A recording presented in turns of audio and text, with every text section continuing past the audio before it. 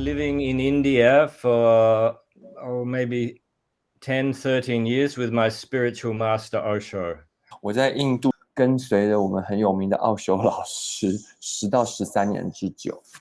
And I thought that was my life, that I'd devoted my life to living in a spiritual community on my master, and I basically had gone traveling after I left university, and I ended up in India and with my master, and I thought this was where I would spend the rest of my life. 原本老师以为说，就大学毕业之后就四处旅行嘛，然后最后就是在印度遇到了奥修大师，他原本以为说这就是我人生了，我人生就是追随他这样子。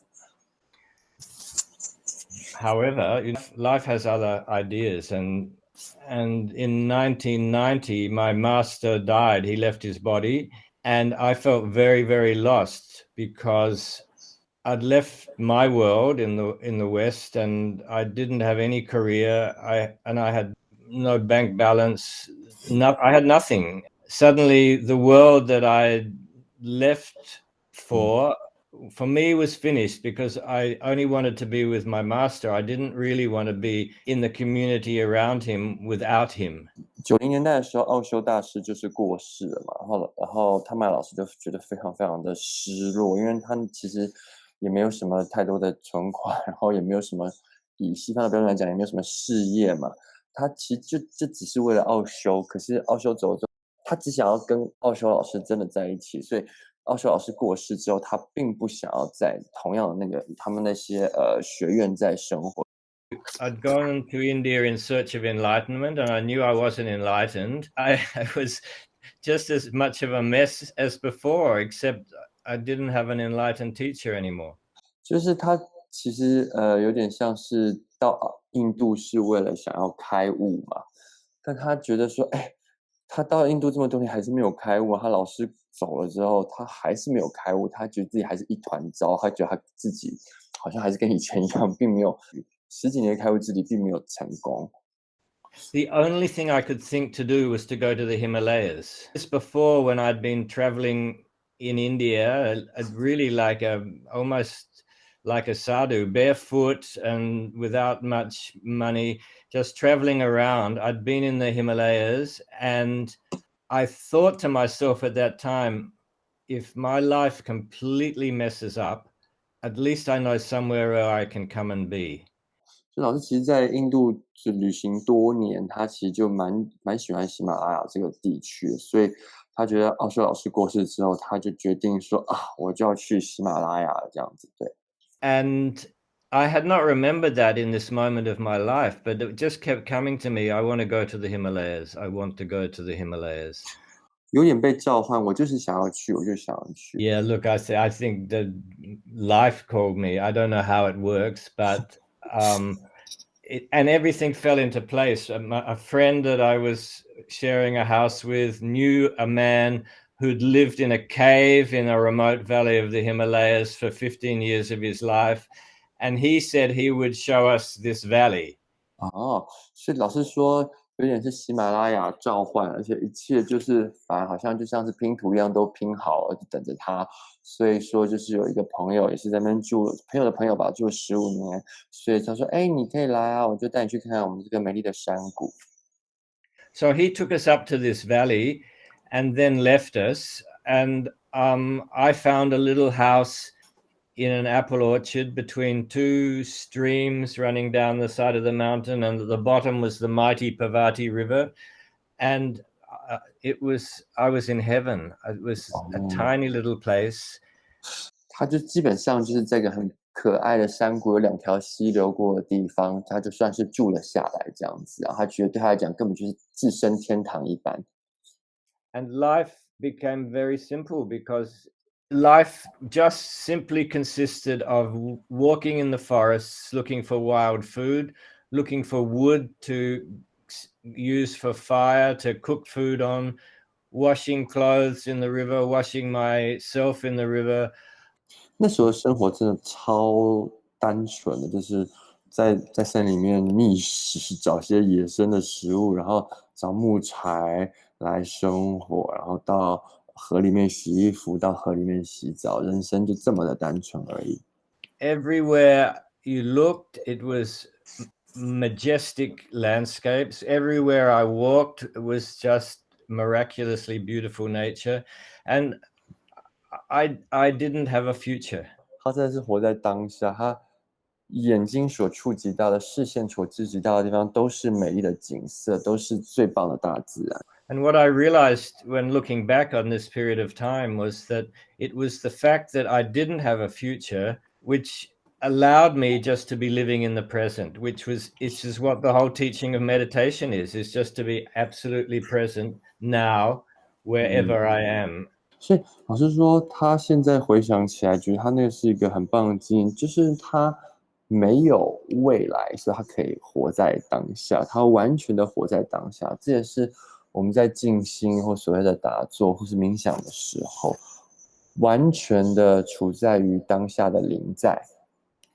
So living like this for perhaps 3 months, I think, what I know is that my mind became very quiet. What I'd been seeking in meditation practices and in all those years in the commune began to just happen naturally without me even realizing it. 他不是已经住了10几年吗？跟奥修老师的那样子的冥想的或是灵修的生活，其实就很自然的在他3个月的峡谷的生活中出现了。他其实没有发现，因为那3个月在峡谷的生活，他整个脑子、他的心思都变得很平静、很安静。Probably, it was after about 3 months when I would go walking, I would hear little voices saying to me, "Come and sit down here, sit down here." I was in complete resistance. I thought, no way is anybody going to tell me what to do now. 所以他说，超过3个月之后，他走在森林里面，就一直听到一些小小的声音，说：“来坐坐嘛，来坐在这边嘛。”可老师很抗拒，他说：“才不要嘞，就我不要听到任何的指示，我不要听任何人的指使那种感觉。” Yeah, because I'd lived in a community for so many years where I was told what to do every day. Before that, I'd lived in a boarding school in Australia before university where I was told what to do. So suddenly feeling completely free in the Himalayas, I wasn't going to listen to anybody, whoever they were, tell me what to do. 那老师以前其实在澳洲成长过程，他读大学之前是读寄宿学校，学校的师长跟他讲你要干嘛，你要干嘛。然后他之后又住在澳洲的灵性村，那村里面也是很多规矩，很多人跟他讲说你要干嘛，你要干嘛。所以他终于在这3个月的山谷生活中觉得很自由了。觉得自由之后，又有听到声音叫他你要干嘛，你来做啊。老师就非常的不想听，不想要遵从。I did listen to these voices and I found that they were little flowers and they would say, "Sit down here, eat me. I will tell you all about myself." 所以老师很好玩，他最后还是那我就听他们的话吧，最后还是听这些话。那这些声音说你坐下来嘛，原来是小花说的，坐下来把我吃了，我就会把我的故事都告诉你。Yes, I learned, and I've learned over the years that when I receive guidance, whether it's from flowers or whatever, it's much better for me just to keep saying yes, because when I say no, my life becomes really difficult. 所以老师其实不管是有任何的心灵上的指引，都是他学会了要说 yes， 要说好，没有问题。然后他发现他一旦拒绝了，他一直说 no 的话，他的生命就会变得很困难。So it began an amazing period in the mountains where I was eating flowers. I was having strong experiences, visceral experiences, great insights and intuitions about myself. Yeah, by eating flowers. 他吃了这些花朵之后，他就有洞见啊，有很棒的直觉啊，他更了解了他自己，就是借由吃这些花。After some months of this, and first of all, they gave me the flowers for the 7 chakras. 他们第一个给老师这些花朵的，应该就是说提供的是跟7大脉轮有关的花朵。Anyway, it was a very exalted period where I was having amazing experiences. I was in love with life, in love with the world I was in. Then at a certain point, they said to me, we're going to teach you how to make essences from the flowers. They told me how to make them. And then they said to me, we want you to take them into the world and share them with as many people as possible. 所以这些花朵最后就是说，我需要你做花精，而且我希望你就是有办法推广这些花精，然后给更多人知道，越多人越好。I didn't want to go back into the world, and I certainly didn't want to be teaching people about flower essences, or I didn't even want to tell anyone that I'd been sitting in the mountain eating flowers. 老师其实根本不想回到城市凡夫俗子的这个世界啊，而且他其实有点吓，他根本也不想教别人，也不想跟别人讲他有这样子的花精的体验。And I told a friend what had happened to me. 跟一个朋友讲他的经历。And she said to me, this is what Dr. Bach was doing in England, earlier in the century. 就说，哎呀，这个根本就是英国的巴哈医师，差不多100多年前的经验啊。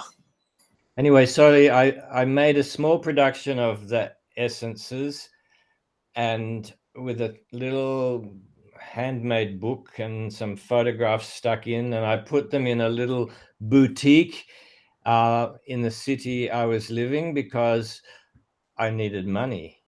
所以他就手做了一些，他就做一点点的花精，就是做一点点，然后他还自己手做书这样子，然后放一些照片，就一切都是很手工的。然后把它放到一个小小的精品店去卖，因为他那时候真的需要钱啊。But interesting thing was that because I was living in an international community, and people from all over the world were going into the boutique where my flowers essences were, and they took the essences, traveled all over the planet by themselves, just with people who'd bought them.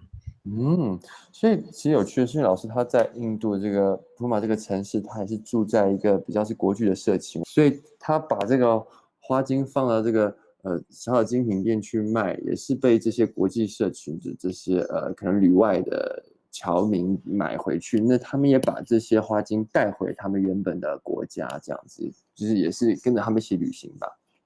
From being a completely unknown flower essence producer and a new kid on the block, suddenly the Himalayan flowers were being listed with all the major flower essences of the planet in this new encyclopedia. 本来是一个素人，就只是自己喝花精或者自己手做花精，突然间竟然被好像列入一种名人堂，跟其他大佬们并列排名了，就是有这么大的转变。And so that's why I really feel that, and the point of me telling this is that I think when you are in tune with what you're meant to be doing and you're just following what life is wanting of you, life opens the doors. Life does the work. I say the flowers did the work, but in a sense, existence is just using you to manifest what it wants to manifest in the world through your existence. 所以其实老师说，就是如果你真的是跟你生命跟人生你要做的事情 in tune， 就是好像是就是同个同个频率同调的话，那生命要你做什么事情，就是你如果跟这个步调是相同的话，其实你的存在只是为了显化生命想要透过你显化的目的而已。So I tried a few different things. I tried basing in Israel, a friend was doing it, and that didn't work. In Holland, that didn't work. So I came back to Australia and found this place where I'm living now and realized that this was a good place for me to be. 所以老师之后其实又去了以色列，又去了荷兰，但最后还是终于定居在离西南威尔斯省有一段雪梨有一段距离，但还是在西南威尔斯省叫做 Gulaga 的一个地方，算是一个原住民的圣山吧。It was my little Himalaya in Australia. 这就是对老师来讲 ，Gulaga 这个区域是老师的在澳洲的喜马拉雅。Yeah, in that picture there you're showing is the house that I used to live in at one point in the Himalayas, above that waterfall. 老师之前这个小房子是他之前住过的地方。One thing I want to say about, you asked me about enhancers and essences in the Himalayas, and because I had heard of Bach flower remedies when I was a kid. That was all I knew. What the flowers told me was that these are not remedies to fix something that is wrong in people, that they are rather something to enhance what is already natural and perfect and in balance in people. So therefore, their effect is to send invitations or triggers or reminders into our emotional, physical, psychological bodies to remember a vibration of balance, of stillness and peace. And so therefore, they're not actually fixing something that is wrong. They're inviting us to go to that place which is already perfect. And as a result, what might be in the way of that gets released, and that is the dysfunctions, the blocks, the conditionings may get released by taking the essence. But the essence enhancer is in effect reminding us of what is always in balance within us. 就是讨论到底一般的花精跟促进精素的差别。他觉得他的促进精素不是疗方，不是来治疗什么的，可能花精比较像是释放一些阻碍的东西，可是所谓的促进精素比较是去邀请，然后去激发原本就是我们就存在的好那个部分，有点像正向的增强，就是去提醒你那些原本的好的部分震动的一些平衡，所以它其实比较是正向的感觉。是 I've only ever made essences when I've been asked to make an essence. 然后说他其实只是被告诉去这么做的，而不是他自己决定或他去思考出来这么做的。So when you take the essence for the heart chakra, for example, like an invitation to the heart chakra or a reminder to the heart chakra of, this is what it's like when I'm in my right place, when I'm in balance. 所以当我们喝星轮的这个黄喜星轮的这个花精的时候，它其实是有点是邀请我们和提醒我们这个感觉就是当星轮是在平静的和平衡的状态时候的感觉是什么？The result may be that when the heart starts to come back into balance, it's going to release emotions or feelings or memories of things that have blocked it from being in balance. And so therefore we may experience disturbances, we may experience grief, we may experience sadness, we may remember past memories of great loss or pain in the heart. But what is really happening is that these are being released because the heart is wanting to go back to that place of balance. 因为我们的花精狂喜花精想要邀请星轮回到原本的平衡的状态，而这个结果就是释放一些情绪和释放一些感觉和释放一些记忆，所以你反而会有悲伤痛苦的记忆或是失去什么的记忆和感觉出现，而这一切都其实是要回到原本的星轮应该原本平静和平衡的位置。